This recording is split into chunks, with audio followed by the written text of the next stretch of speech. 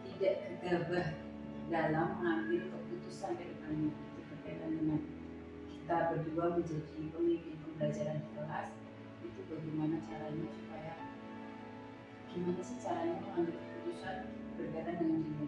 Kita belajar banyak dari Tuhan. Terima kasih banyak Tuhan. Sama-sama. Terima kasih Bu Babi.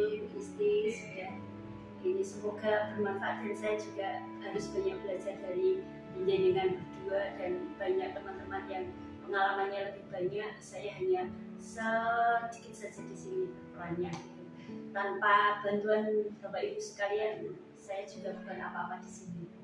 Kami juga terima kasih Ibu dan Bagi yang disampaikan dulu itu benar, dan kami juga di sini bagaimana kami juga bisa nanti mempraktekkan bagaimana kami seorang guru memimpin pembelajaran di kelas itu bisa mengambil keputusan yang bertanggung jawab dan masih sendiri dengan kebajikan, dan nanti akan dilihat dengan keputusan yang benar dan yang itu adalah prinsip pengambilan keputusan seperti itu. Jadi di sini bagaimana kita bisa tadi langsung tadi terima kasih banyak kembali Sama-sama. ilmunya yang sangat luar biasa. Kami berdua ini sangat wow kayak gitu. Ternyata pengambilan keputusan itu tidak semudah itu, tetapi banyak sekali dilema-dilema yang berkecamuk dalam diri pribadi ataupun sebagai figur pemimpin ya. Tidak seperti itu. Mungkin sudah cukup. Ya, Terima kasih banyak. sama-sama. Terima kasih. Amin. Dan kami akhiri dan dulu untuk bincang-bincang hari ini, dan semoga bermanfaat. Dan mohon doanya kami bisa melanjutkan pendidikan guru penggerak dengan lancar ya. Amin. Dan saya akhiri dari kami, saya dan guru, dan saya akhiri. Wassalamualaikum warahmatullahi wabarakatuh.